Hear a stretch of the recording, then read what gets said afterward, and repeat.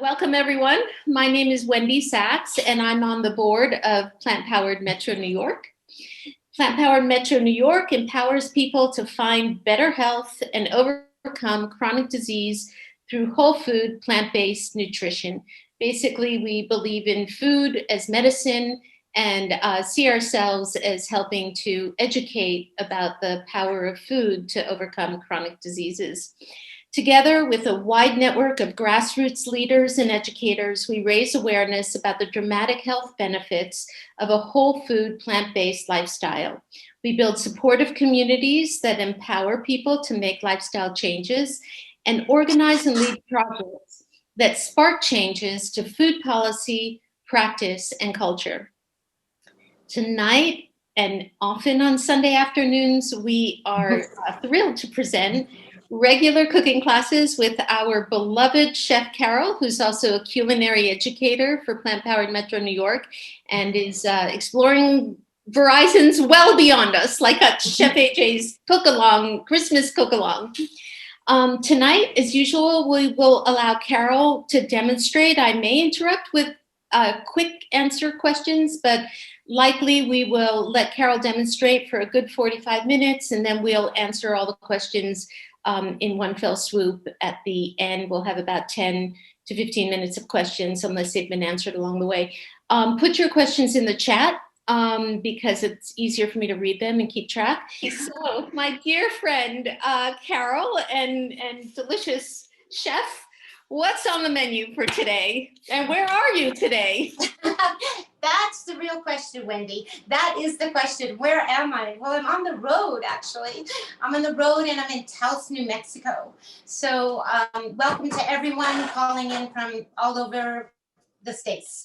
And I'm here and I'm in a little casita, which is quite adorable. We're at Birch Street Casitas and we have a lovely little kitchen in where I'm staying. And I'm very excited to be with all of you. I thought we would make a Southwestern stew because it's cold everywhere. In the mountains here it's cold, in New York City it's cold, and I thought it would make a Southwestern stew.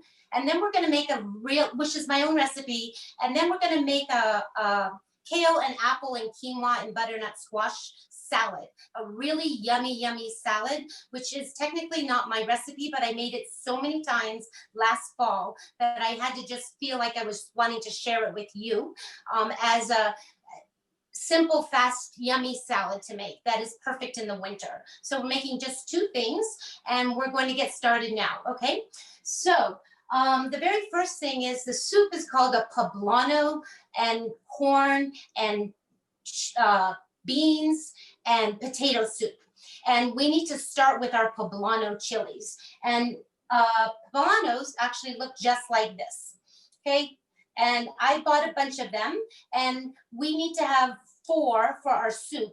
And it's important that we roast these because roasting them actually gives more flavor. And I think we've talked a lot about this. I like roasting vegetables, and as you know, we're not using any salt or oil or sugar in these demos of ours.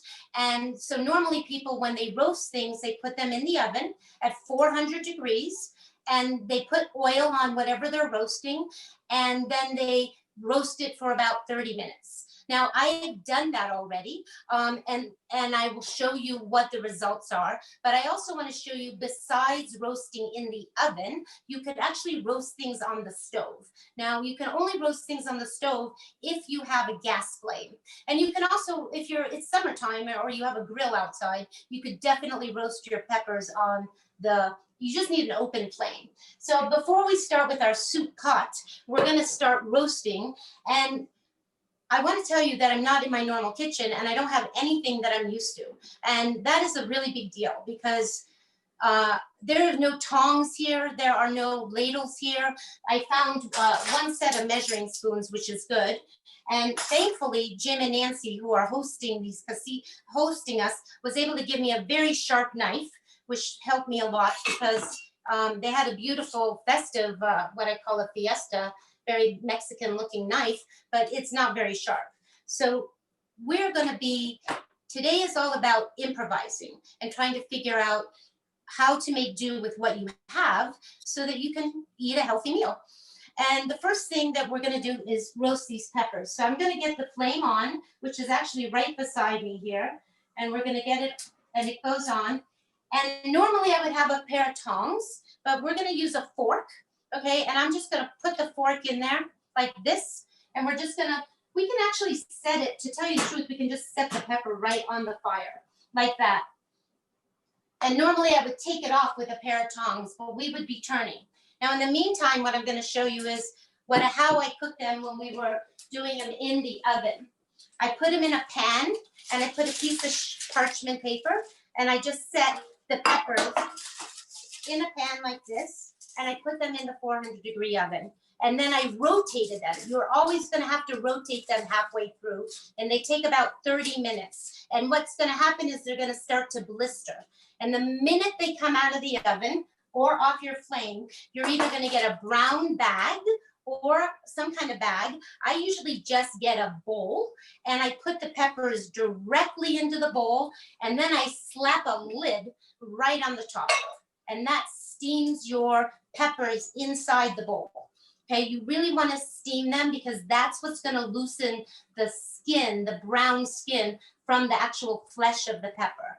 Okay, and they will sit in this bowl for about 20 minutes because you can try to touch them when they're hot, but you don't really want to do that. You don't want to burn yourself. So in this bowl here, so let's just gonna move this particular extra pepper here. I can hear, we talk a lot about all our senses that we use, right? I'm always talking about we're using our smell in the kitchen, we're using our ears, we're seeing, we're listening. So because I'm talking to you this way, I can hear that the pepper is popping because it's getting charcoal brown. And I'm gonna take a spoon and a fork because that seems to be the best way to turn it. And I'm just gonna show you what this is looking like so you know. So you see how beautiful and brown this is? See how good that looks? So now we're gonna flip it, right? We're gonna put the brown side up and we're going to let the other side cook. And sometimes if you have a good gas stove, you could probably do 2 at a time. You could just move one over and put 2 at a time. I do that all the time. And I do this with eggplant when I'm making baba ganoush. This is the way you get that smoky flavor. And you can put a whole eggplant. You can do this with red peppers. You can do, as long as you have the open flame, that's a really great way of roasting. So while that's happening, what I'm gonna do is, here are the peppers that have been steaming, and we need 4 of them. And I'm gonna pull out their stem, okay? And I'm gonna just, sometimes I'm able to get out the seeds too, but I also wanna show you that I have 4 here, and the way I peeled them already, but I think, yeah, I peeled them all. But basically, we'll go back to them and I'll show you. But here are the skins, okay? I just basically took off all this outer skin, and it leaves it nice and fleshy. And you're just dealing with the flesh. Now, if this soup is a little bit spicy, so if you're somebody that doesn't want to have a very spicy soup, I'm going to just suggest to you now that you cut back on the peppers. I recommend 4, but if you're really shy about peppers, then maybe just do 2 and have 1 in the background. Okay, Carole, so that is. Carole, I'm going to jump in with a quick question just on that subject. Would you ever use a regular green pepper? No, not for this particular soup, because this soup is called Poblano, and it's a Poblano soup. So it's all about that strong Poblano pepper taste. I am definitely going to put regular peppers in the soup for added color and crunch, but it would not be the same. You would end up with corn chowder, basically, and potatoes and beans. Yes, you can make the soup without them entirely, but it's just not going to be Poblano soup. Great. Thank you. Okay, so I'm just showing you that I'm now picking this up without a tong, and I'm just going to put it in my bowl here, okay? And we'll go back to that out just so you see what it's going to look like. Let's let the other one finish. But again, be very careful. And if you have a tongs, I definitely recommend that. Okay, and then we're going to just take this tops, the stems off. And there are seeds inside. But and I'm gonna open this up so you can see what it looks like. And on my junky plate here, I'm just gonna get rid of those seeds. They're a little bit hot. And if you leave some of them in, it's okay. But nobody really wants to eat very many seeds. So I'm just opening that pepper up like this, you see? And I'm just getting rid of the seeds. Okay, so we're gonna have a total of 4 poblano peppers, ultimately. And get that out. And I can hear the popping in the background. I'm really wanting to, my fingers are really dirty, and I'm very much wanting to get that pepper off and see what's going on there. I'm gonna rinse my hands because they're full of seeds. Sometimes when the seeds, if you were roasting a red pepper, sometimes the seeds are very clingy to the flesh, and you can certainly put the pepper under running red water and let all the seeds fall off. That's a good way to do it. Let's look at this other second pepper. Whoops, it's rolling off. This looks great. This looks fantastic. Gonna lower this heat, and how we've always talked, we're gonna start sauteing the onions, and we always wanna get a hot pan. So this is the pan that I'm using today. It's a soup pan, not one that I'm familiar with, but it is definitely a soup pan. This pepper is going inside the bowl here. Gonna kind of push it in, and then I'm just gonna sit its lid, and I'm just gonna put it back on. And later we can look at it, but we don't need those. Those were just extra to show you as a demo. And I'm gonna cut these peppers, and I'm going to cut them so they're just rough pieces. And that I'm gonna just turn them so they're gonna end up like as little squares. And those are gonna be ready for us. And you could small dice them, but I like them a little bit chunky. The soup is gonna be a somewhat chunky soup. You'll see how we're gonna finish it. And that is our peppers. So we're ready to start making the soup. And the first thing that we always do is we have to saute the onions. And we're not gonna saute in any oil. We're gonna water or broth saute. And we've talked about that before, but in case you're new for the first time, I have some broth here in a bowl. You can buy broth or stock in a box. Just make sure when you're buying that you try to buy no sodium or low sodium, because a lot of those processed stock have a lot of salt in them. So just make sure you're reading the label if you're just purchasing stock broth from a shelf in a pre-made box. I always like to brag and tell you that this is so easy to make, just because when you're cutting and prepping, whether you're prepping during the week or whether just today, I ended up peeling potatoes. I had some ends of some mushrooms in the refrigerator. I had a tomato. I had onion skins. I had carrots, and I made, this is the stuff that all the ends that I just boiled in a pot ahead of time, and I put water to cover, and I boiled it, and I got enough stock for our soup. And this ultimately gets composted. So that's what happens there. And we are going to see if our pan is hot. And this is not my normal pan, as I've just mentioned. And I'm sure it gets hot because it's a kind of thin pan. And it's not my normal, lovely, heavy cast iron pan.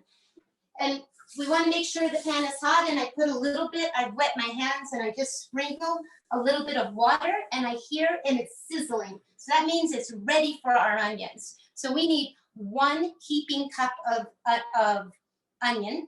And I usually in the recipe try to write that it's 1 cup, because if I say 1 onion can be, small, or it could be like gigantic. Sometimes 1 onion yields like almost 2 cups, but doesn't have to be exact. And the recipe is a guide. Remember, the recipe is just a guide. It is not a Bible. It is there to step you through and act as a template. But the more that you cook in the kitchen and you get comfortable and confident, you will learn how to kind of just ad lib as you go along. So I'm following my own directions, but probably may steer away from it by accident, but just because I will. So these onions are going in. Carole, and yes. Quick question. How long do you usually boil the stock when you're making it? I would say at least an hour, at least an hour. Sometimes 2 hours. It really depends. It depends on when I'm doing it, but I would say at least an hour. And because you want to have it on medium high heat, you want it to come to a boil, and you really want everything to be like fully cooked. And then what I didn't have here today, which I really missed, was I usually pass all the vegetables. I pour it through a fine mesh strainer, and then I push down really hard on the vegetables, so all the juices come out of the carrots, out of the mushrooms, whatever's in those pieces all get pushed through that mesh sieve. But there's not a strainer in this place, and you should have seen me rinsing quinoa today. When you don't have everything that you're used to, you have to just ad lib. Of course. And do you let it simmer on a low flame, medium, or high? I do a medium. I always bring it up on a high flames to get it boiling, and then I lower it to like a medium low flame because you just want it to simmer. Right. Okay. And honestly, to tell you, we used to, when we made it at the restaurant, we would make it in a pot that was this big because we collected everything. We would leave it on the stove for overnight. And ultimately, it's fine to leave overnight. I mean, ideally, at home, I would have, if I wasn't using this and I wasn't making soup, I would definitely put it in a jar and with a lid and use it throughout the week. Got it. Okay. But it does stay and you can also freeze it. And I like, you can, make ice cubes and freeze stock so that you have a little bits at a time. Little ice cube trays, and make your stock and just pour it in that. Beautiful. Does that answer your question, Wendy? Yes. Yes. Okay, great. Fantastic. Easy questions. We'll save the complicated ones for the end. Okay, great. No problem. I've just made myself a table over here. I needed an extra table, and for those of you that work in small kitchens, I've just pulled the silverware drawer out, put a cutting board, and then I closed the drawer actually, and I just have an extra table now. So that's really helpful. So I'm stirring this, and what's happening in here, I'll show it to you in a minute. Nothing is sticking in this pan. I haven't even put a drop of broth, and not one thing is sticking, which is pretty amazing. I guess it is somewhat of a Teflon coated pan, but again, I'm not familiar with it. But I'm gonna put a little bit of broth right into the pan. Not a lot, maybe a couple tablespoons. You never want to drown it. When you're water or broth sauteing and you're working on making these onions translucent or you're caramelizing them, you want to add that broth just a little bit at a time. You don't want to dump in a big amount because you're not trying to steam them. You're just trying to slowly cook them. And that's what's happening. People are amazed that it can happen without oil, but it can. And these are already, and I'm going to try to get mine just a little bit browner, but I can just show you what those are looking like. And at this point, I'm just going to let it, and I'm going to make sure the heat is on really well. Over here, I just want to tell you, this is a really great pan. This actually, the people where I'm staying, they lent me a few items, and this is a copper pan, which I made our beans in it today. And the beans are going to go into the soup. So maybe I could have made the soup in this copper pan, but I had to make some choices this morning on what I was cooking and what pan. Because again, when you're not familiar with things, you just have to make decisions. So those are cooking. I'm going to add, I chopped up minced garlic, and we need 3 cloves of minced garlic. So I'm going to put that here. And that's going in, and I'm going to cook the garlic just for a few minutes until it's not smelling like it's raw, till it's cooked. Okay, and this is getting dry, so I want to add just a little bit more broth, not a lot. And you can pour it. Eventually, all this broth is going to go in. Okay, so this is good. And what else is going to go into this soup is I have peeled potatoes, and they're just regular organic potatoes. They're white potatoes. I don't even know if they were Yukon Gold potatoes. They didn't say. And I've got a bunch of potatoes and they're soaking in water. And these have been soaking all afternoon. So if you're someone that wants to prep things ahead of time, these could go in the refrigerator and last for many days, and you can cook them whenever you want. Then I was going to show you just how I've cut the potato, and let's get all this pepper off. And we're just making these large dice, large chunks, 1-inch chunks. So I'm cutting this potato in half. They're not too big, and I'm going to cut it into quarters. And then I'm going to take this half and I'm just going to cut it into thirds. So you end up with potatoes that look just like this. Okay, and we're just going to throw those in. I'm not sure that we even need all of those. There was no scale where I was shopping today. So I just said, okay, well, I need a pound of potatoes. So I think it's about this many. So I just cut them all. And if we need them all, we'll use them all. This is ready. And the next thing that I'm going to put in this pan is the oregano. Oh, and I'd like to share with you my beautiful little spices. Before I left New York City, I thought, oh my goodness, I'm going on the road and I'm going to have a stove and I'm going to have to stock up the minute I get there on vegetables and fruits and all the things that you need to keep yourself alive. But I don't want to go and buy a gazillion spices. So I actually, in these tiny little bags that I had, which I used to put my vitamins in, they seemed quite perfect for packing up spices. So I deemed these particular ones to be the most important ones, which I posted for on our Plant Powered Metro New York Facebook page if you want to see. But I did bring garlic and onion and cinnamon and oregano and red pepper flakes and cumin seed, and I need sage for later in the week. And I had to have Spanish paprika. So these are, and then I had to bring baking soda and baking powder just in case I had to bake something. But I'm at 7,000 feet altitude here in Taos, and I'm not sure how baking the altitude does affect your baking. So I wasn't ready to show you any baking today, but I did bring that just in case I felt while I was away that I had to make some cookies. Let's get this stirring. It's not sticking at all, which is fantastic. And we need 1 teaspoon of oregano. And I actually am lucky because my oregano comes in all different kinds. This particular oregano is Mexican oregano. And I need 1 teaspoon. And I have a teaspoon here, but I'm just going to, whenever you take the dry herbs, I always rub my hands like this. I'm rubbing like this. And that opens up the spices and also makes it's like you're grinding them yourself, so they're not so big. Oregano comes also, Greek oregano is delicious, and this particular one is Mexican oregano, but any oregano will do. So I don't want you to get hung up that you only have one kind of oregano and you don't know what it is. Please don't worry about it. But it's something that I just want you to be aware of, that it does come in many kinds from different countries. So I'm going to take all these peppers that we have here, and they're just going directly into the pan. And we also need 1 tablespoon of tomato paste. And today I have a can of tomato paste. I usually have a jar that I really like, and I just bought some organic tomato paste that was no sodium, which was great to find here. And we need 1 tablespoon. And the spoons here are actually, this is exactly what I tell you all the time. You take the spoons off the rings. You buy them like this, but please, please, please, they don't need to stay on these rings.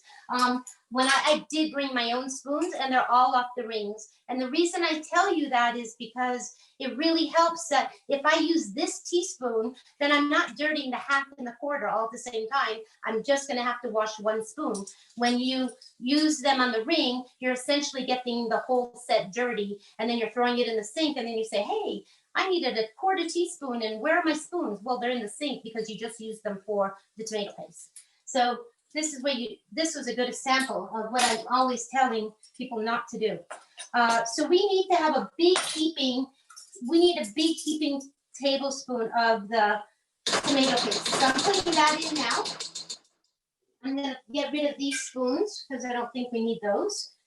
And what am I going to do with this left over? I mean, I'm going to try to use this at some point before I leave. But what you can do is This can spoil if you just put it in the refrigerator. So I would, again, you could take some saran wrap and put it, make little teeny packages of tablespoons. In each little saran wrap, you could fold it all up, and then you can put it into your freezer. And that way, when you need tomato paste, it's just in your freezer. You could also put it in the ice cube trays, where you would line the ice cube tray with the saran wrap, put the actual tomato paste in the little square where the cube goes, and then make your little packages that way. So that's a tip, because you don't want to waste all this. And this will spoil very fast. It will get mold on it. So you just want to be careful and get that into the freezer so you're not wasting all that. The next thing is we're gonna put in our potatoes, and basically every single thing is gonna go into this soup right at this moment. Almost every single thing. I'm gonna put the broth, okay, putting the broth. And I'm probably not gonna put it all. Well, maybe I'll put it all. Maybe I'm gonna put it all. And so that is gonna go over there. And I'm also gonna just read the recipe here, because I kind of don't want to forget anything. But we definitely need to get the corn out, and potatoes, and we have vegetable stock. And we're gonna put the beans in there. And I suggest that you cook your own beans, because it is the most economical way of getting the most for your money. If you buy a package of beans, you basically get almost like 3 cans. Think about a package of beans equals 1 can of beans. If you are really lazy and you don't want to cook your beans and soak them overnight, and you don't have an Instapot that's just gonna cook your beans in 25 minutes, then get the cans and make sure that you get the no salt beans, okay? And you want to drain them, because we don't need the liquid from that. When I cook my own beans, I definitely use the liquid, because that essentially is stock or broth or flavored liquid. So I'm gonna put this light up to make sure this is boiling. And I think I mentioned to you that I don't have a ladle here, so I'm gonna use a measuring cup. And I'm just gonna get the beans out of this pan into this pan. And I don't have any white beans, but I brought some other beans. It doesn't matter what beans you're putting in, honestly. In the recipe, I suggested white, and I think cannelli is a really good one for this soup. But mine are a little more like pinto beans, somewhat like pinto beans. Okay, I'm going to get this stirred, and I'm also going to add my corn at this point. And I have to just, again, manipulate this to get to the freezer here. And we're going to have 2 cups of corn. And this time of year, we have to eat frozen corn. I don't think anyone's getting any fresh ears of corn anywhere. And if I bought just a frozen bag of organic corn, and this is 2 cups, and we'll need both cups. So I'm going to just take this knife carefully, and we're going to put this corn in, and that's going to go into the soup, the whole bag of this little bag of corn, and that's sweet corn. And another tip, just so you know, you can roast corn. This kind of corn, frozen corn, is delicious if you have, just like you roast things in the oven at 400 degrees, like I told you, the peppers, you could also roast corn on a sheet pan and get it all nice, toasty and brown, and that adds a little bit of extra flavor to it. But we're not doing that. We're trying to keep things as simple as possible. And at this point, this particular pan does not even have a lid.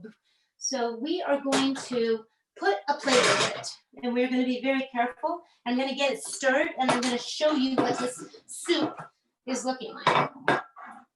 And it's really, really pretty.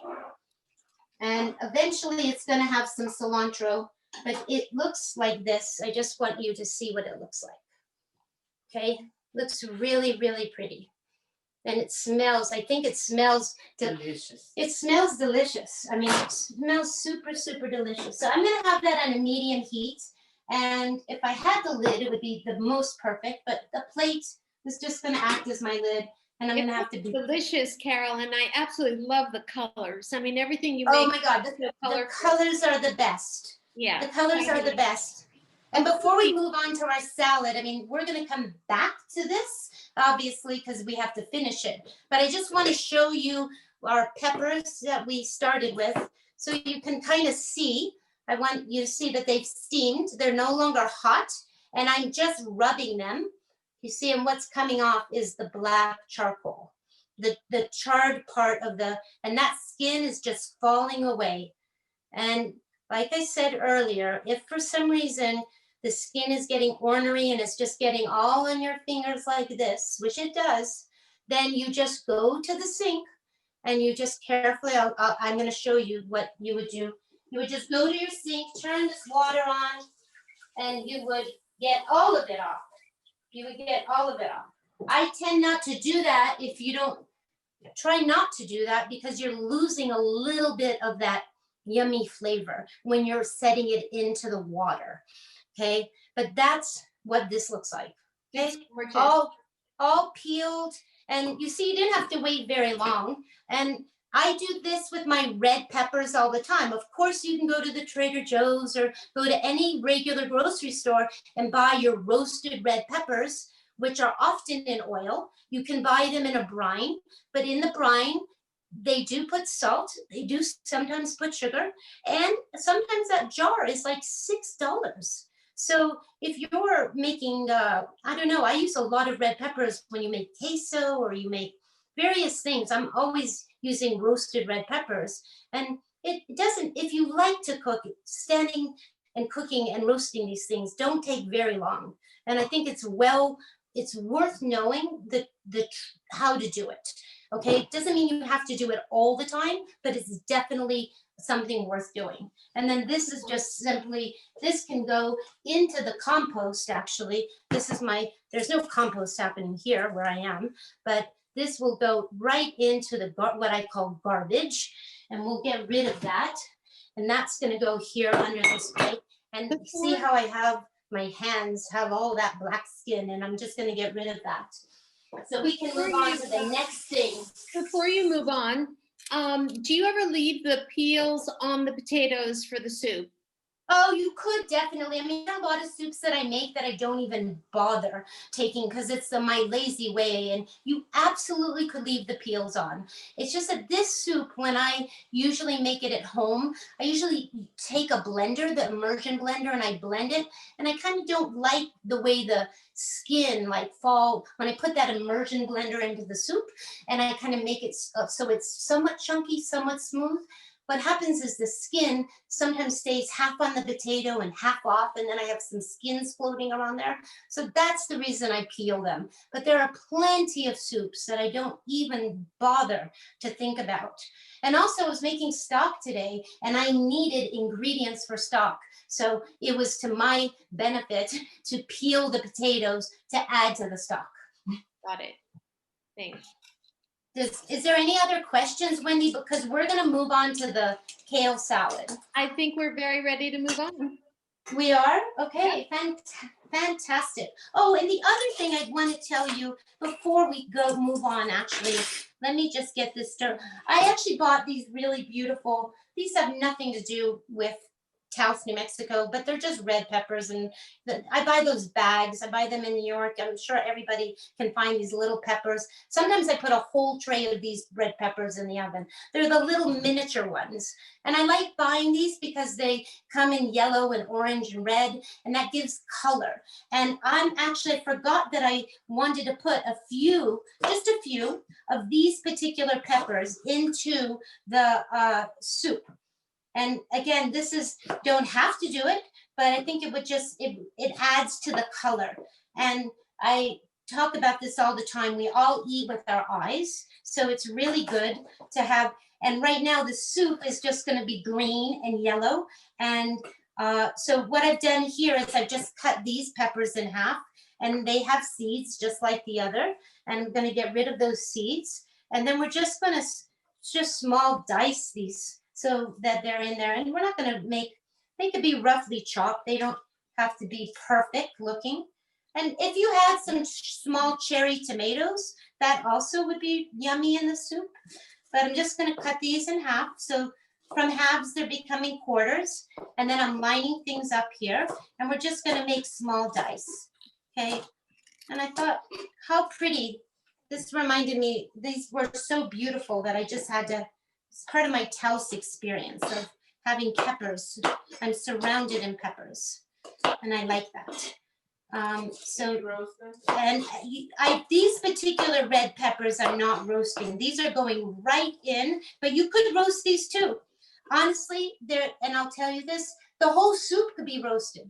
I don't know if any of you have ever done this, but you could, when you're making soup, let's say it's a minestrone and you have carrots and celery and onions, and they're gonna have tomatoes, you could put all of that on a sheet pan, put it into the oven, get it all roasted, and then take that and put it right into your soup pot and put broth on. Now you'll say to me, why do you want to go to all that trouble, Carole? Who's going to do that when I've already spent time shopping and I've spent time, prepping? I don't have time to be roasting things. But the thing is, it's like batch cooking, right? We talk about batch cooking all the time. You roast 6 potatoes at one time, and then you put them in your refrigerator and you eat them all week. You don't just make a half a cup of quinoa, you make 3 cups of quinoa, so it's all there for you. Yes, you have to spend some time and invest in, at some point, you have to spend some time in the kitchen, but you're investing in your own health, and you don't have to be a slave to the kitchen.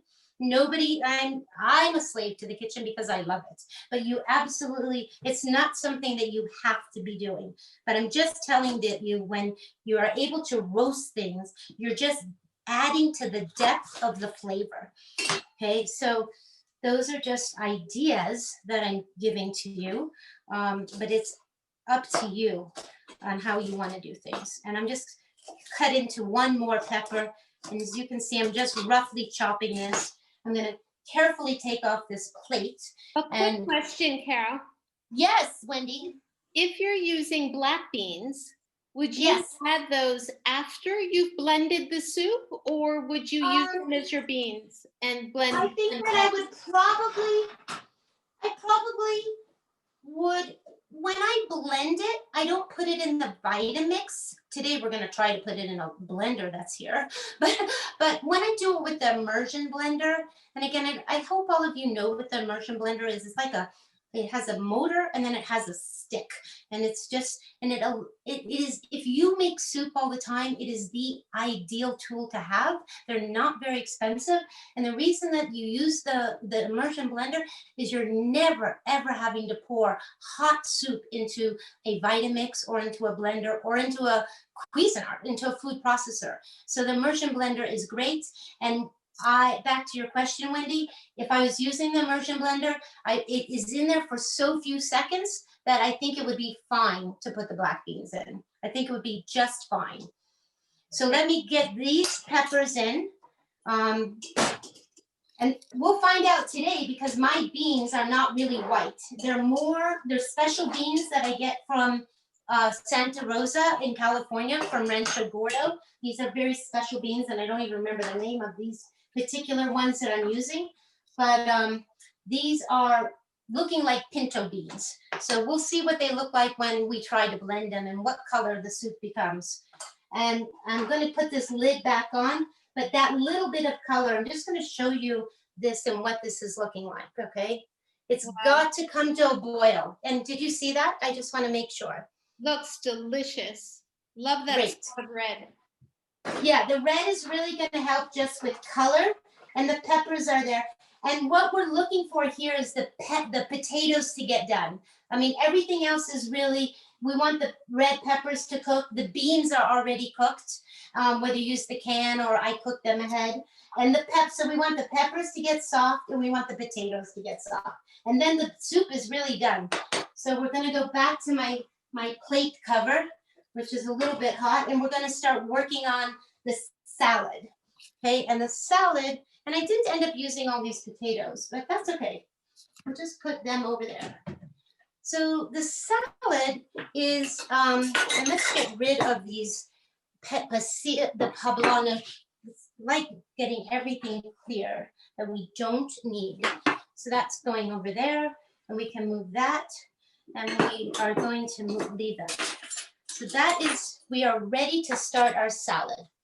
And the first thing that we need to do with the salad is the salad has apples, and it has butternut squash, it has quinoa, and it has pumpkin seeds. So there's a couple different little steps. But again, I ate this salad all the time last winter. And if you prep the things ahead, then when it comes lunchtime, you can just do 1, 2, 3, grab, grab, grab, and you have lunch in less than 10 minutes.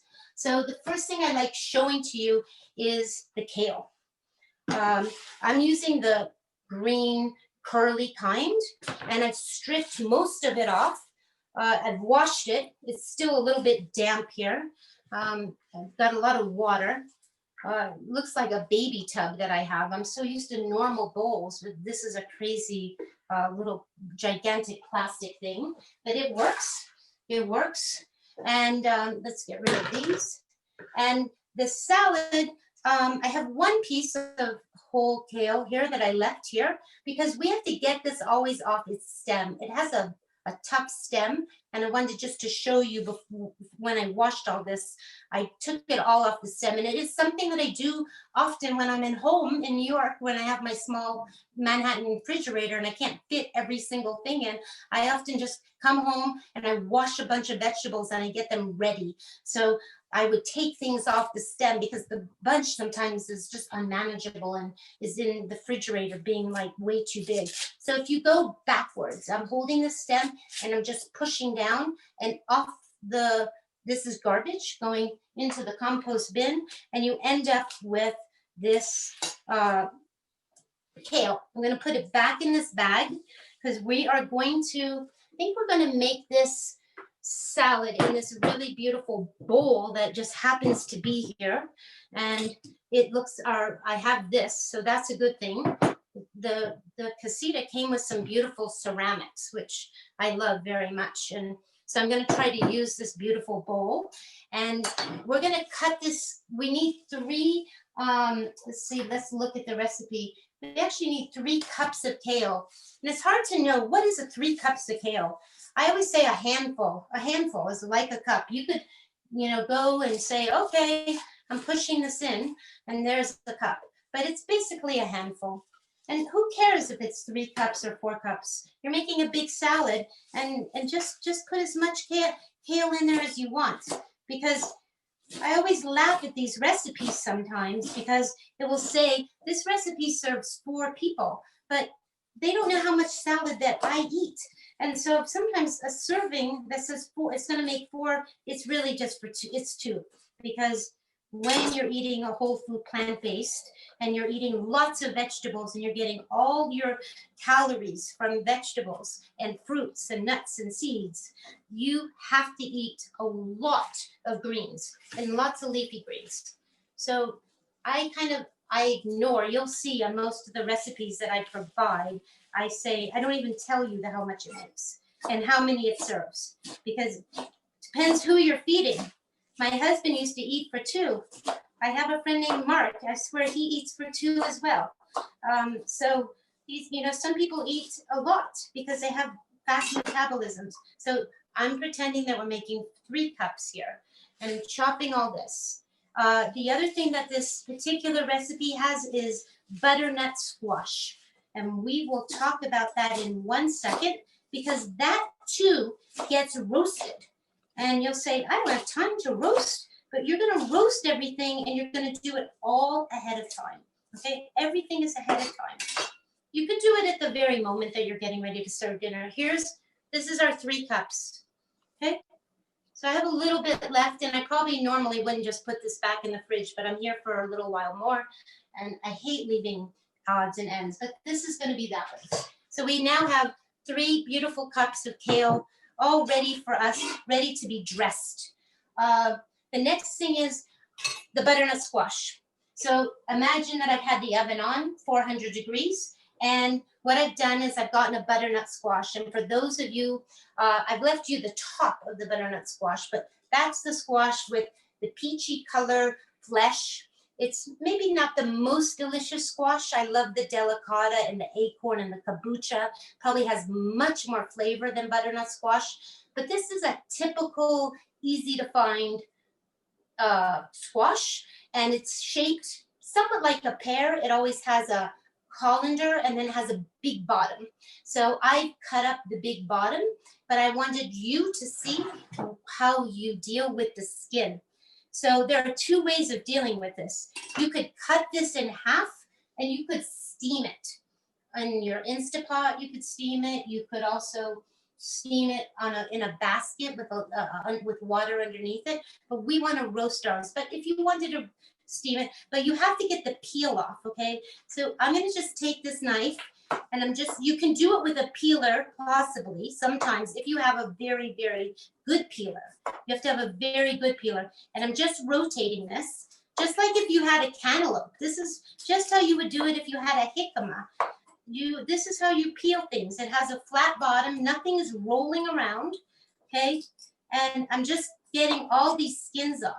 If we were making butternut squash soup today, you bet that I would be putting these skins into that stock, because I would be getting that extra, because you're leaving a little bit of flesh on these, and there's a little bit of flesh. You try not to leave too much flesh. So what happens after, again, this is now more junk for the container with compost. You're going to take this and you're going to cut it, and I'm going to make 3 wedges, just like we would a potato, and I'm just going to cut it, and we want 1-inch cubes, just like the potato when we prepared for the soup. I hear the soup is finally starting to boil. I'm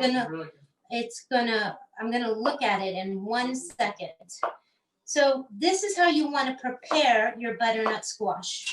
Okay, I did that ahead of time, but I wanted you to see what this looks like. So what did I do to prepare it ahead of time? I first peeled it like I just showed you.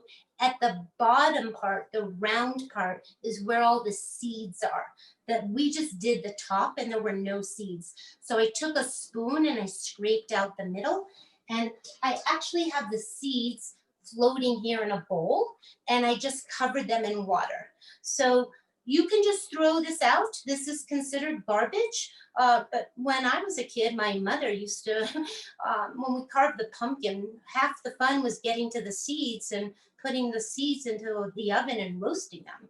So I now have like 3 jars. I've been eating so many pumpkins back home, different kinds, delicata. I've been eating so many different squashes that I think that if I were home right now, I would probably be giving Christmas presents of flavored seeds to my friends, because they're good for salads during the week. So what happens when you have them floating in the bowl like this? You can easily pick away the leftover stringy parts of the squash. You definitely want to get free those, and that also goes in the compost. And if we were to cook these now, there's not enough of them to cook, but they would just go on the sheet pan at a low oven at like 300 degrees. And I would put them on with parchment paper, and I would spread them so they're all one layer.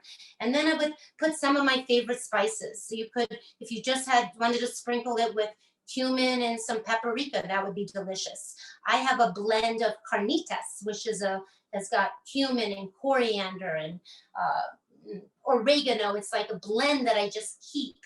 That's delicious. While I've been here, I think I have it in, I don't have it right here, but I've already bought Taos seasonings, special seasonings that they say are just for here. So I'm very excited to use those. I would probably use those if I were cooking them right now. But we're not cooking them. I just wanted to show you that there is food there, and you definitely don't have to throw those away. But if you're not inclined to cooking them, then definitely just get rid of it. Let's check on the soup because it's boiling like crazy. And we are on time. We're moving along here. And let's just see. Oh, the soup is like crazy, crazy, crazy. And it's looking, oh my God, it looks so beautiful. I have to show it to you because it looks like this. Oh, I just got whips, and it looks really, really gorgeous. Wow. I think soon it's going to be ready. And again, we could eat it just like that. But there are different kinds of people. I always think, I sometimes say, do you like smooth soup or do you like chunky soup? And what are you in the mood for? So this is a soup that I kind of like smooth and chunky. And I like that's why I put the immersion blender. Later, we're going to try to put it in the blender. There's a blender here. I asked I asked Jim and Nancy, I said, why does your kitchen have a blender? He said, well, when people come, they actually like making margaritas. And I'm like, of course they do. Of course, I am not thinking properly. Of course they do. So let's, we're going to do the next step, and let's get rid of this pumpkin because we don't need this pumpkin here on the cutting board. And the next element so I want to show you that I did the pumpkin in advance, okay? And I just did a little bit of pumpkin, okay? But this is the sheet pan, parchment paper. In the recipe, it says just put the pumpkin on and put it in the hot oven. Well, sometimes when you do that, again, people are used to covering it and slathering it in oil, but you don't need to do that, okay? The recipe suggests that you just sprinkle some water on it if you see that it's drying out. So I would just, if you had it in the oven, I would just flick some water onto it or just pour just a little bit of water, which will keep it moist. And ultimately, it's going to get brown. All of it gets brown. It's roasted, it's brown, it's delicious. It's not coated in any oil. And it's delicious. My trick is that I love not using just the water, but I love putting orange juice. So I just took a half an orange, squeezed it on the squash before I put it in the oven, and put it in the oven. Often, I put a little cinnamon on it, but this recipe has cinnamon somewhere else. So I didn't put any cinnamon this time. So this is one element to our delicious salad that I'm gonna just sprinkle on here right now, because basically when we're having a salad, we're building it, right? You're building it with layers of color and different layers of texture. So this is gonna be on our salad. The other thing that we need to do is two quick questions. Did you have a question, Wendy?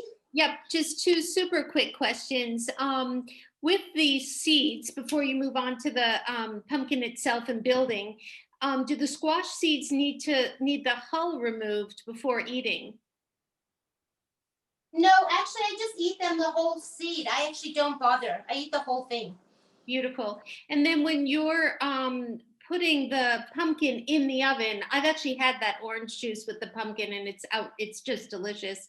But what do you think about basting it with a flaxseed egg? Would you ever baste it with a flaxseed egg? Never. I would not.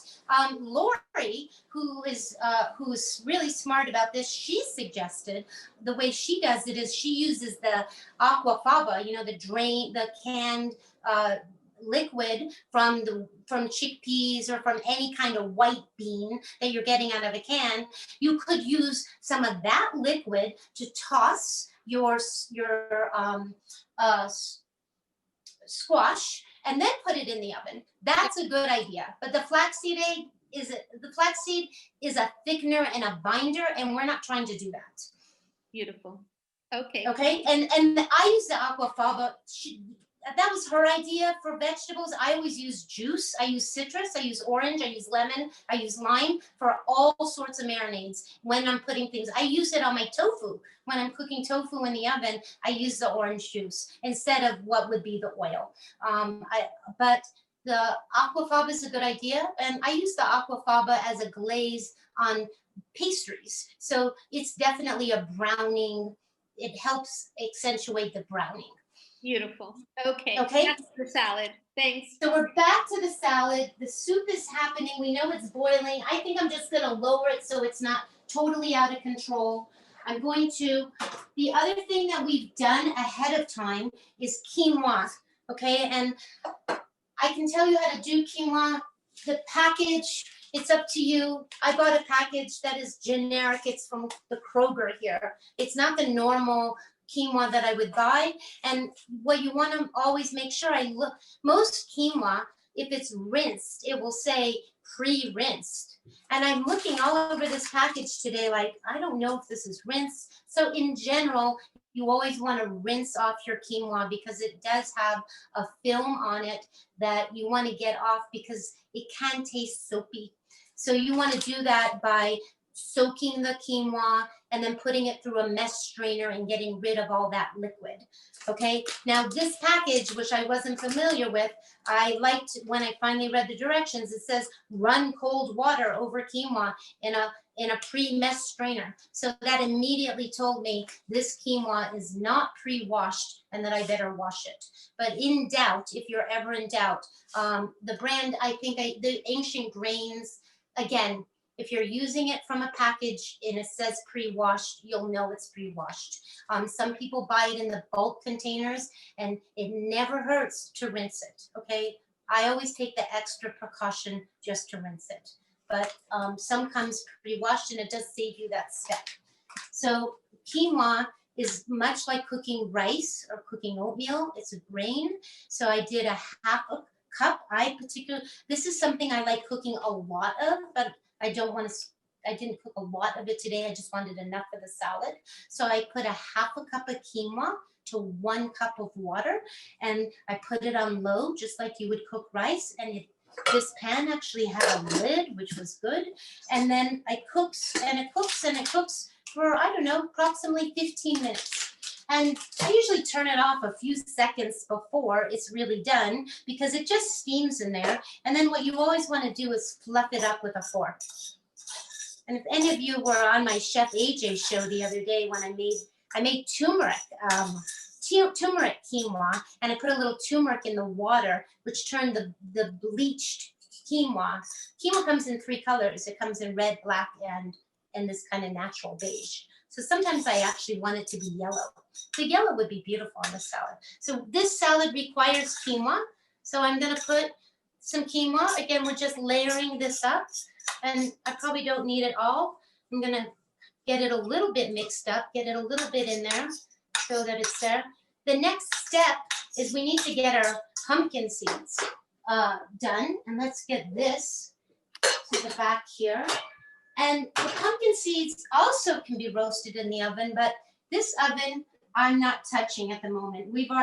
It's got a door that you need to be like Superwoman to open. So we're gonna roast these in a little saute pan on the stove. So I'm gonna get this light on, and I bought pepitas, which are another kind of seed actually. They're green. I'm gonna show them to you.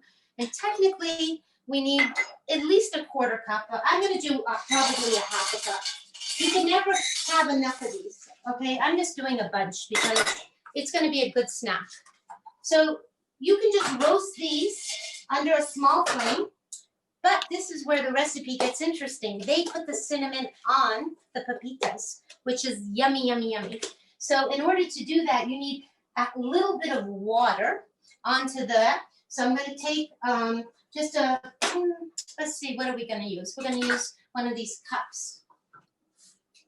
Thank goodness I bought my own measuring cups because they feel comfortable to me, and I'm happy that I brought them. And I'm just going to take a little bit of water. It says that you take just a little bit of water. Oh, it's sizzling already. And the reason that you're putting the water is you want to use the cinnamon. And I got the cinnamon in my little package here. And it says 1/4 teaspoon. Now see, if I had those teaspoons that are on the rings and I threw them in the sink, I'd be like, oh, damn, I need that 1/4 teaspoon. But look at here, I have that right here on the table. That's why you want it off the ring. So here's my 1/4 teaspoon, and I'm just gonna sprinkle that. And that is gonna flavor. I put a little more in there than what it calls for, because I think I'm gonna snack on those and just have them in my purse or something. It's good to have them. This would be delicious for oatmeal tomorrow too. So make a bunch of these. And see what I'm doing now is I'm just stirring the cinnamon so it coats and the water is helping the cinnamon. Now, again, if you wanted to get fancy, you could use the orange juice, pour a little bit of orange juice, right? I have a half an orange here, and we could just squeeze a little bit of juice just for flavor. And we're gonna get those under the flame. And how will we know those are done? Well, the water is gonna become evaporated, and those are gonna start to like pop, and they get a little bit brown. Okay, the other thing that we need for this salad is a chopped apple. So I have an organic apple. I bought 2 of them today. One is a Honeycrisp, one is a Gala. And I'm not going to bother to peel it. It's organic. I've washed it, and I like the skin. Okay, so they suggest that it's chopped. You could do it however you want. I'm just going to cut them into quarters here. And then what you want to do is you always want to get the core out. Okay, so I suggest when you're doing things like this, you always, it's mass production. You're going to not just cut the quarter and then chop it. You're going to take all the cores out all at one time. Just like if you were making apple pie and you were having to peel, you peel all at one time and then you slice. You know, Ford was smart about his production. You do it all the production is all at one time. The same task all the way through. Okay, so we've got this, and it's up to us how we want it, but this is chunky, and I think because we have the square, I'm not going to slice it. I'm going to hold it carefully like this, and we're just going to cut this whole apple. And this is going to go on top like this, and I better make sure that this isn't burning, and it's not. Some of the cinnamon is sticking to the bottom. I can see that, but they're not quite done. They're not quite toasted. And we're just going to cut this apple really quickly here and not waste any time on cutting an apple. But if you wanted to do the apple ahead, you could have the apple ahead in your refrigerator all cut, and I would squeeze a little bit of lemon. Okay, a little bit of lemon helps the apple from turning brown. That citrus, that acid in there really helps. Okay. And this is a chunky salad, so you're going to be working on chewing it, that's for certain. Not a delicate looking salad. And the thing about layering salad and layering color is that you want to toss it a little bit so every single thing doesn't end up on top. So I'm just going to mix this just a little bit, and just so everything is running through, and just make sure that I have enough red, enough everything. And if it looks sparse, then I could add another apple, but I think actually, because I'm following the recipe pretty close, so this is what this looks like so far. Okay, pretty simple. We're going to look at our pepitas. They're almost done. And then we have to just make our dressing, and we're going to serve our soup, and we will be done. Wendy, are there any questions at the moment while we're kind of in this moment? Yes, a few. Beautiful. Really, really looks yummy. Are there any other grains that you might substitute for quinoa in the salad? Oh, yes, definitely. I mean, there's farro, there's brown rice, there's bulgur, there's millet, there's infinite. You can have little teeny pastas if you wanted, but there's an infinite amount of grains. Excellent. And and there's couscous. You know, there's big Israeli couscous, and then there's regular couscous. And amaranth, somebody put in, which I love amaranth. I'm sure some people have ideas too there. Right. And Carole, I don't want this to take you off track, so we can still finish the cooking, and you can answer this at the end. But somebody is having a lot of problems with the cooking directions on a package of the Bulgur wheat. So maybe at the end you can just describe how you like to. It's really the Bulgur wheat. I mean, yes, let's say that question at the end, but it's very simple. So just remind me, Wendy, because I will. Bulgur is not what we're talking about at the moment. And I just want to make this dressing, and I want to try to puree a soup in a blender that I've never used. So I'm going. Was that your last question, Wendy? For right now, there's a few towards the end that are just longer answers. So I want to. Okay, and these are done. Do you see how they look? Beautiful. They look yummy, and they're too hot for me to try at the moment. And they're too hot. I don't want to quite put them. I'm just going to leave them right here for this very moment.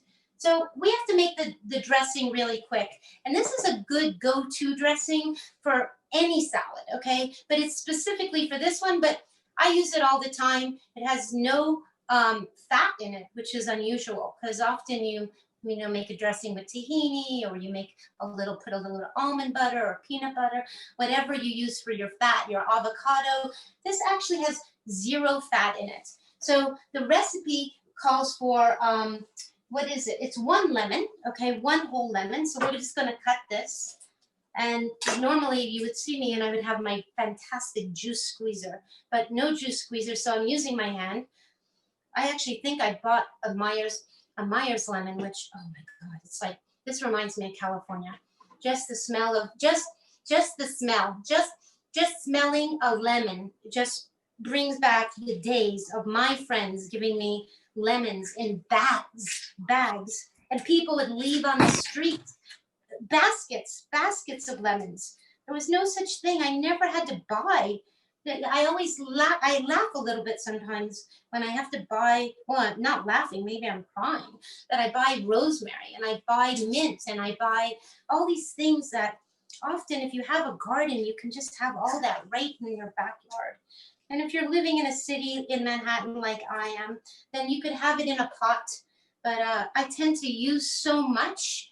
I use so much of the fresh herbs that when I was growing them this summer in my windowsill, I was cutting them down to nothing every few minutes. So it was just like, I don't have a plant left because I've cut it back so far. But that's the beauty of having a backyard, is having, so that's a whole lemon, okay? And one that smells out of this world delicious. And I used my fingers to collect the seeds, and there are no seeds in there. The good thing about when I juice it properly, the seeds stay in there. So the other thing that this particular dressing needs is it needs mustard and it needs a sweetener.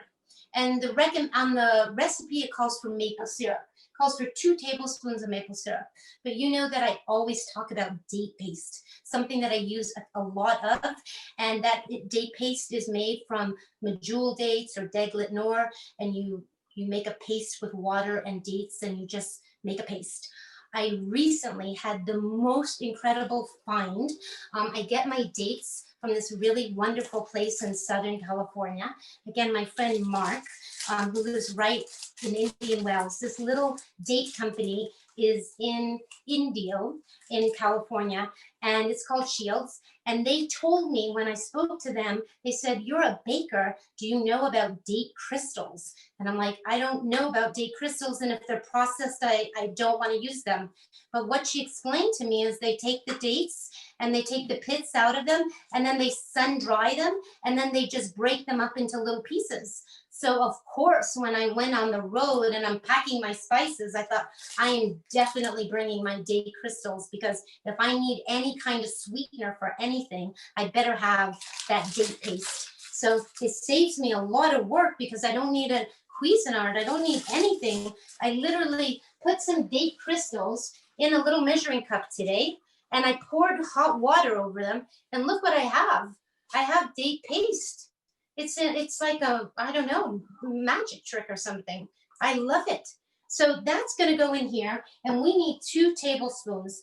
And I do not know where my own tablespoon is, but we will just, oh, here it is. It's right in here. So, oops, I just dropped the whole spoon. It's okay.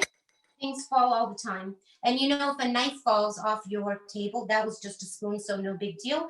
But if a knife were falling off your table, you would jump back because you don't want to try to ever catch a knife. Okay, so this is 2 tablespoons of date paste going into the lemon juice. That's our sweetener. And then we need to have some tang, and tang is going to be with mustard. And we need, how much mustard? We need to have 1 tablespoon. And I'm not even going to wash my tablespoon. I'm just going to put a tablespoon, and I have stone ground. You could use the Dijon mustard, doesn't matter. Okay, and I usually want to whisk that, but it's just getting so thick, and I just can use, if you could see that like that. And I'm going to taste this, and we're almost, we need to, fantastic. So we're going to start wrapping up. The other thing this needs are our scallions. Okay, that's going on the top. 1/2 cup of scallions. Make sure some get to the bottom. We need to put our yummy. Let's, delish. Those are going to get sprinkled on the top. Okay, that's our salad. Okay, soup I'm going to turn off completely. That's going to turn off. We've used everything here that we've had out. We're going to put the dressing let's just put this dressing. I think I'm gonna eat this whole salad. I'm gonna eat this whole, I am very hungry, and I'm just gonna say that we need this whole salad. Okay, it's a little sweeter than I think the concentrate of the crystals tastes sweeter than the date paste. So I'm just going in here with my hands. Of course, if you have those hands, those wooden spoons, but even if I were home and I had the right tool for the right thing, there's nothing like going in here with your hands and mixing the salad. And while I'm in here, I didn't mention, but you want to give the little bit of massaging to that kale, because when you massage it, actually gets it softer. Now, of course, all the bits, all the beautiful bits have fallen all to the bottom.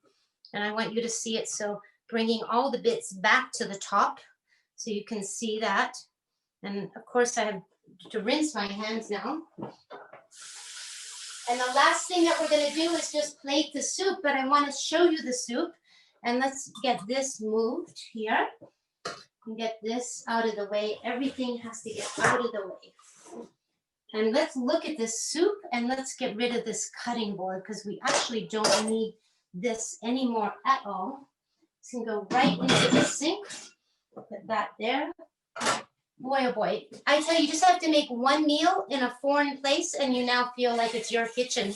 You know, I could entertain here. If anybody wants to come visit me, you're welcome to come, because not only am I going to have food today, but I'm going to have food for a couple of weeks. And I now feel like I've inaugurated, I've initiated, I've made it mine. So I'm very, very excited about that.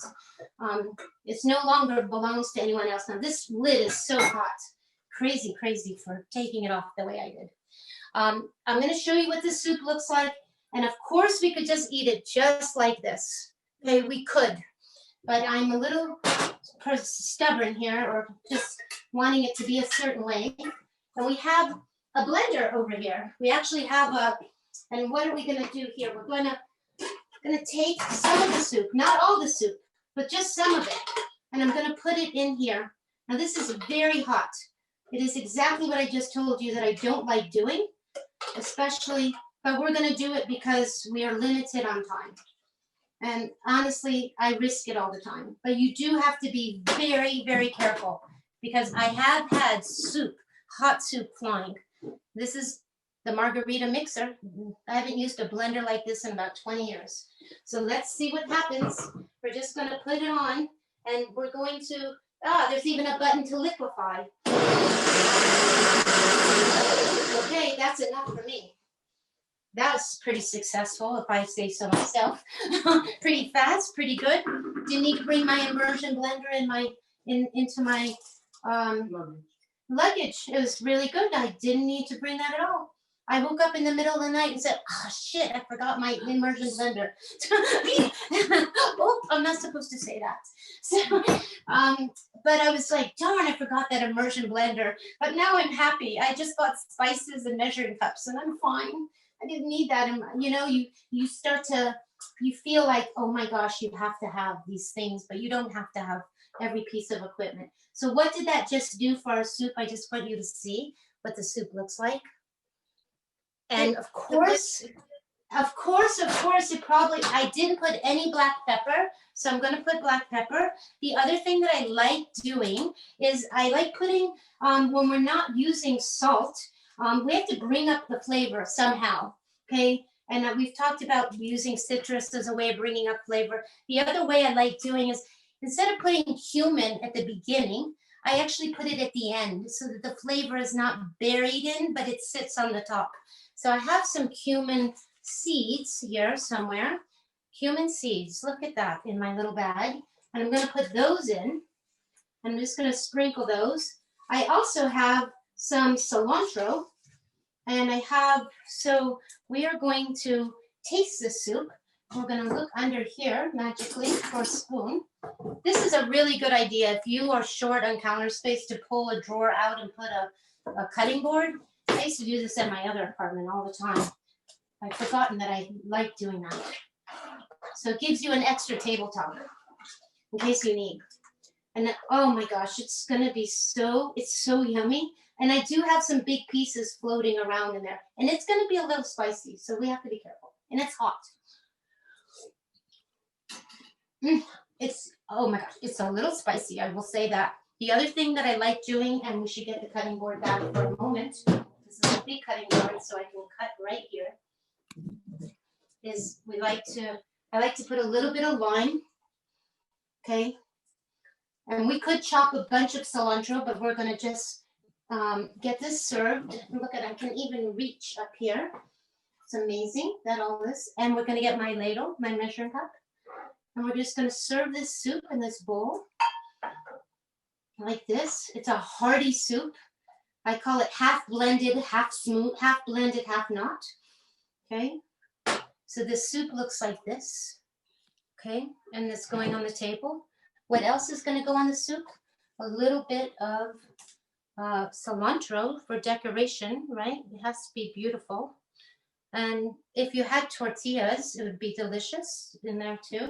And then if you have an avocado, which I think I actually have an avocado. Amazing that one is here. And we're just gonna come over here and just give it a little bit.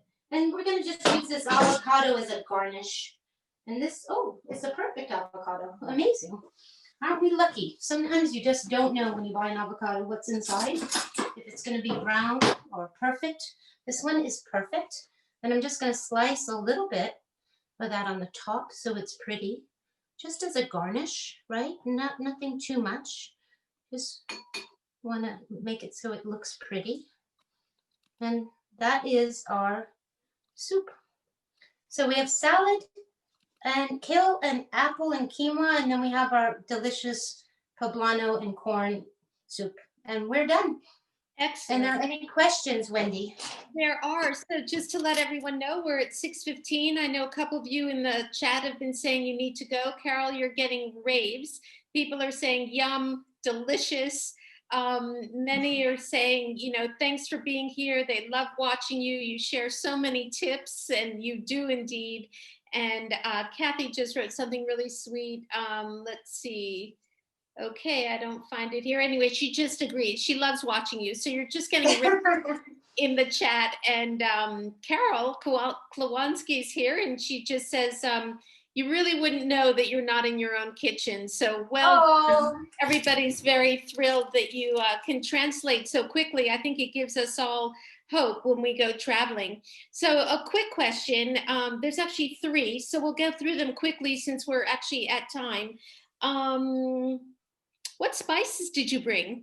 What are all the spices? Oh my God, you can go to Facebook and see, and I posted, you can go on Facebook and see, but I'll run through it really quickly. These are my deemed, I can't go anywhere without cumin. I have to have turmeric. You know, all of us use garlic and onion powder, right? Black pepper, I didn't know if there would be it, and I didn't want to buy it, but there was some here. There's actually, they had a few things here. They had some balsamic vinegar, and they had some other things, but I had to bring oregano, red pepper flakes. You always have to have red pepper flakes. And then cardamom, because I thought I was baking, and then baking powder, baking soda, again, because I was baking, cinnamon always, cinnamon, sage, because I'm on Chef AJ's show on Friday for Christmas Day, and we're making soup and it needs sage. I bought some nutmeg, but there's not a grater in here to use nutmeg. Chili powder, absolutely. I put them on my mushrooms the other night. Spanish paprika, and then my pre-made carnita spice. So that is, and then what is not shown in this basket is I brought a bag of oatmeal, you know, small bag, and I brought nutritional yeast. And then obviously this newfangled date crystals that I've just started to use. So I really can't talk about them a lot, but it makes date paste and it's dry and it went into my suitcase and easy enough. Excellent. I'm just putting for those. And I put all those little bags in one big Ziploc. Oh, and I want to tell you that I got stopped, of course, at airport security. Of course, got it. And I totally bonded with the guy because I said, you're going to open my suitcase and I'm going to tell you that I have some dried beans in there and you can pull out the spices. I've left them at the top for you. And then he proceeded to tell me that he was in cooking school at some point, and he just let me go through. Once I told him what it was not a big deal. Lovely. You're getting a lot of thank yous. People need to go because we're a little bit past time. Super quickly, let's see, there was another question. Oh, super quickly, can you answer Mary's question about how do you cook bulgur wheat? You just take half a cup of bulgur wheat. You want to have boiling water, and it's double. It's a 2-to-1 ratio. So if it's a half a cup, if it's 1 cup of bulgur, then it's 2 cups of boiling water. And you literally put the bulgur in the bowl. You pour the boiling water on top. You put the lid, let it steam, and in 10 minutes, it's like cooked. It doesn't have to cook on the stove. The boiling water actually cooks it in the bowl. Gorgeous. And then a very fun question, again, quick answer since we're past time. What dessert might you serve with this meal? Oh, I actually wanted, because it's the last show of the year for Plant Powered Metro, I really wanted to make us jam-filled cookies. That was my plan, was to make the little cookies with jam in the middle. But that would go well, and yeah, that's my answer for now, because that's really what I wanted to do, but there was just not enough time in a strange place. Yeah, totally understandable. Plus, I know that oven was a little hard to maneuver. So, excellent. Thank you so much. That was just awesome. You would never know you're not in your own kitchen. The food is colorful. It looks delicious. I wish I were coming over. I think everyone else does too. Just gorgeous. For those of you who are following the chat, we've got Carole's Instagram page. Please follow it. It's thevegievanguard.com. Her email, Carole with an E, is carole@thevegievanguard.com. And please join us and follow us on plantpoweredmetronewyork.org, because we are planning all kinds of new events, including cooking classes with Carole in 2021. So check the website. We have our events calendar, and a couple of things for Carole. Actually, she will be cooking along with Chef AJ, or on Chef AJ's Cook Along. So you can find that on Chef AJ's newsletter, or you can, what other way can they find you on I'll Chef tell AJ? you, I will be posting it many times between now and Christmas Day. It's a live show. It's on her YouTube channel. We are starting earlier than we started our Thanksgiving because we had a lot of East Coast people. So we will be on at 9 o'clock LA time, which is 12 o'clock in New York City. And there are 7 of us, and we're making everything from appetizer, soup, entree, to AJ's fruit cake. And yeah, so please join us if you can. And I just want to thank everyone for coming this past 2020. We're at the end of the year. I wish everyone the best health. Keep your immune system as strong as possible. And I look forward to a new year with all of you in 2021. And thank you, Wendy. Thank you, Enrica. Thank you, David, for all the work he's done during this past 9 months that we've been all on. And I really appreciate everybody coming inside the kitchen. And one day again, we'll all be able to share a meal. And I hope that you, Happy New Year and happy holidays. Thank you, Carole. And I will just echo all of that on behalf of everyone at Plant Powered Metro New York. Thank you. Thank you for your loyalty. Since we've been online since March, Carole has pivoted immediately from an in-person classroom to being online with us. And it's really been a delight this year. One of the highlights with all the challenges going on to be able to present these cooking classes. So we'll see you in 2021. Come join us on Christmas Day. We also have an event through the JCC. Carole will be working with Plant Powered Metro New York, Whole Food Plant-Based Skin Doctor. So the JCC has a New Year's Day program with Plant Powered Metro New York. You can find us on our events on plantpoweredmetronewyork.com. So thanks everyone, and happy holidays.